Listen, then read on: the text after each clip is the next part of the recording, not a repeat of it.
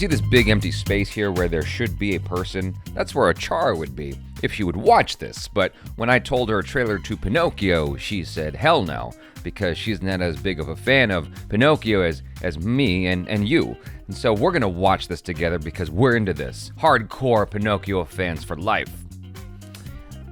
Yeah. Anyway, Walt Disney Studios, trailer to Pinocchio, Disney Plus. By the way, I'm just joking around. She can't do this right now because she's super preoccupied with something else for an audition acting thing. Actors. Thespians. So yeah, trailer to Pinocchio, Disney Plus. Thank you so much for hanging with Just the Jabs here. Hit that subscribe button, bell icon, all notifications, and pretty please vote this up. Let YouTube know you're enjoying what you're watching. Here we go. Ladies and gentlemen, I present to you the eighth wonder of the world. The one and only Pinocchio!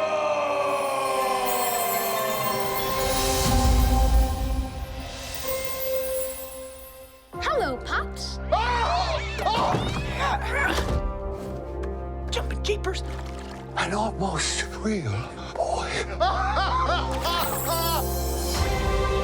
Turn around, let me get a look at you. I will be right here when you get back. Pinocchio is running around loose without a conscience. Can you imagine the trouble he's gonna get into? Wouldn't want that on my conscience. Everybody who's anybody wants to be a somebody. But I want to be real. Why on earth would you want to be real when you can be famous?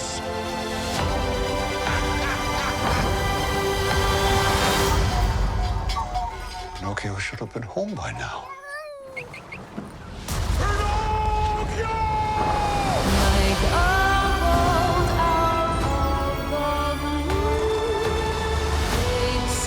He won't be a puppet anymore. That's for sure. Whoa. God dang. Pinocchio, be brave. Truthful. Non-selfish.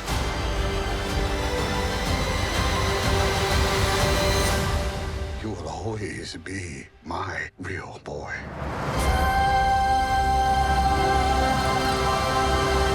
A lie can really change a person, Pinocchio. Oh, what's happening, Jiminy? Looks like some sort of fairy magic. Kinda on the nose, if you ask me. They even got Pinocchio doing a three-point landing. What? You know, when hey parents, streaming September 8th, that's interesting. When I first heard about the Pinocchio adaptation, live action adaptation of the animation, I feel like a lot of these animation to live action adaptations haven't been the most spectacular. It's been kind of hit and miss, more so misses than hits. And, you know, I think that your mileage may vary depending on who you are and how, you know, open you are to them taking something you grew up with and then just making it a little bit less magical. I was very upset with Aladdin. Lion King was meh. I watched it twice just to verify that it was meh. And, you know, I enjoyed Dumbo, but that's only because I wasn't as attached to the original. Now, Pinocchio is something I have watched many, many times. I think the Disney commercials are always strong because they generally get me excited. The Aladdin trailer got me excited. The Lion King trailer got me excited. All of these trailers work on me.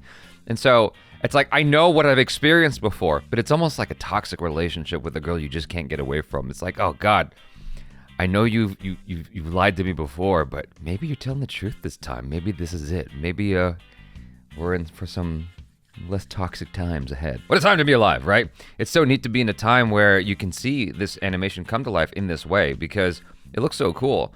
I mean, I'm not forgetting that Pinocchio is an animation. He doesn't look like a real wooden character, but he still looks really good. And all things considered, I mean, this is a straight to Disney Plus thing, I guess.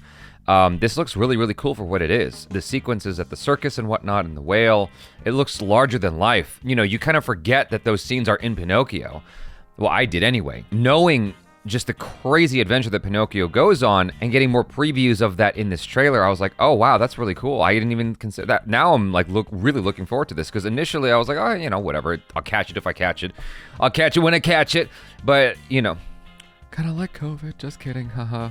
Hopefully not. Seeing this trailer makes me more adamant about wanting to check this out and watch it. And it makes me wonder how people are feeling about it in general. I think that the voice that they got for Pinocchio is pretty darn good. I mean, it's, as far as my recollection of the original voice, that sounds pretty close, like a nice imitation. Hello, Pops. Jiminy Cricket doesn't sound as close, but I don't need all of them to sound just like the cartoon. That would be silly if you are doing exactly what the cartoon did, which makes me a little bit hypocritical to say that because I hated what they changed with Aladdin, but I don't know. I'm caught between two places because it's like, on the one hand, I want them to do exactly what the cartoon did, and just like a live action version of it. But on the other hand, I want them to create their own thing that is interesting by itself without really depending on your nostalgia for the cartoon, without depending on that as a crutch. I think my reason for getting so upset with Aladdin was it felt like it just truncated and cut out a lot of really cool stuff and added superfluous things that I didn't care for. Whereas at a glance, this looks like it's elevating the cartoon. It looks like it's taking the source material and expanding on it and making it even cooler than it was in the cartoon. I might be wrong, who knows. Tom Hanks as Geppetto. I don't know who I would have thought of as Geppetto. It wouldn't have been Tom Hanks initially. Seeing him in this, I'm like, yeah, this works really, really well for him. I mean, he's been playing those kinds of roles for a while, and I think that it works quite well. The neat thing about this adaptation is it does really capture that magical quality of the older Disney films. I mean, at a glance, again, we haven't watched this yet. We don't know what it's gonna be like when you actually watch it. But at a glance, it feels like it's capturing that magical quality. I feel like a lot of animations, you know, movies directed at kids have really changed, and it's not really concentrating on that sort of innocent magical quality anymore. I'm not quite sure exactly how to articulate this thought that I'm having, but I feel like things have gotten more on a scale of Snow White to Ren and Stimpy, or something like that. It's gotten way more Ren and Stimpy, if that makes any sense. But there's something, you know, I guess pure and innocent about this side of the spectrum that we don't have very much anymore. And so it's neat that there are still films that exist that are meant for, you know, mass appeal, mass consumption, that are made like this, that are high quality and innocent and adventurous. You know, we need things to show at church. You know, we need things that we can show in Catholic school. You know, fun fact, I actually brought a screener of Titanic to my Catholic school, and my teacher didn't know what was in the movie Titanic. And when the boob scene came up, she flipped out. She was a Jamaican Catholic teacher. Her being Jamaican has nothing to do with anything. That was a detail in my mind. She flipped out and turned that and pulled that VHS right out of the VCR. Just like, I cannot believe you brought this to school. I got in big trouble, but it was PG-13 and we were 12. I didn't think it was that big of a deal. Speaking of Catholic, a great film to bring back so that we can teach kids not to lie. Otherwise, certain parts of their body will grow. The nose.